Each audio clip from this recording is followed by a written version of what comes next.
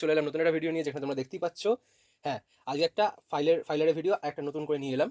আসলে কিছুই না, অনেকে আমাকে প্রশ্ন করে বা অনেকে আমাকে বলে, যে জানতে চায় যে ফাইলার আমরা ইউজ করছি কতদিন ইউজ করতে পারি, বা কী দেখে বুঝবে নষ্ট হয়ে গেছে, বা আদৌ কি আমার কাজ হচ্ছে ফাইলার, নাকি আমি জাস্ট এই নিয়ে ঘষে যাচ্ছি।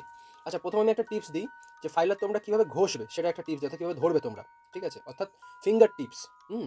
ফিঙ্গার টিপস মিনস, ধরো তোমরা একটা ফাইলার নিচ্ছ এরকম, যেখানে দেবে কোম্পানির নাম লেখা থাকছে, ঠিক আছে, সে হতে পারে এদিকে লেখা আছে বা এদিকে লেখা আছে। তোমরা কি করবে, একটা হাত এরকম নেবে, নিয়ে এই ধরবে, এই দুটো আঙুল দিয়ে এই ধরবে একদম ওপরের দিকে, মোটামুটি এতটা মতো ছেড়ে দেবে।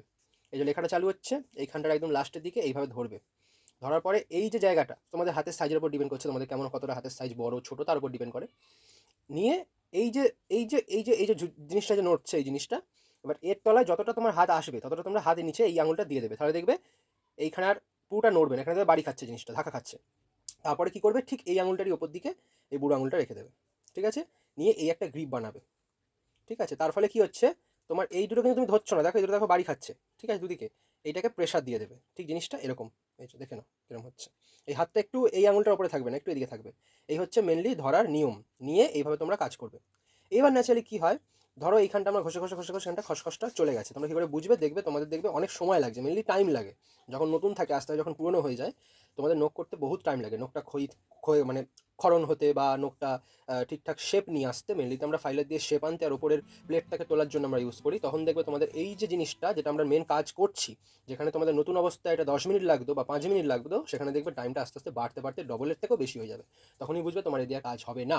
তখন তুমি কি করবে, মালটা উল্টে নেবে। অর্থাৎ যখন তুমি এইভাবে ইউজ করছিলে, আর এই জিনিসটা এই যে বাঁকাটা, এটা সবসময় বাইরের দিকে রাখবে, নট এইরকম, ঠিক আছে। এবার তোমরা বলবে যে তাহলে আমি যখন এরকম করে ইউজ করবো, করার পরে তারপরে আমি যখন হয়ে যাবে তখন তো দিকটা আমার ক্ষয়ে যাচ্ছে, তখন তাহলে আমরা এখানটা কি নেবো না? হ্যাঁ, এখানটা অবশ্যই নেবে।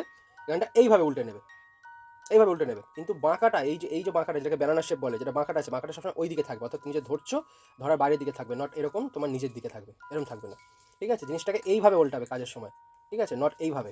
এইভাবে উল্টালে কিন্তু পুরো বাঁকা জিনিসটাই পাল্টে যাচ্ছে। তো যাই হোক, যদি কোনো কিছু কমেন্ট থাকে, জানার থাকে, না বোঝো, বা যদি কিছু আর ইন্টারেস্টিং কিছু বিষয় থাকে বা টপিক থাকে, অবশ্যই কমেন্ট করো, আর একটা লাইক করে দিও। আর অবশ্যই বন্ধুদের শেয়ার করো যারা নতুন করে শিখছে নেল বা জানতে চায়, জানতে ইচ্ছুক। টাটা, দেখা হচ্ছে পরের ভিডিওতে। ভালো থাকো, সুস্থ থাকো।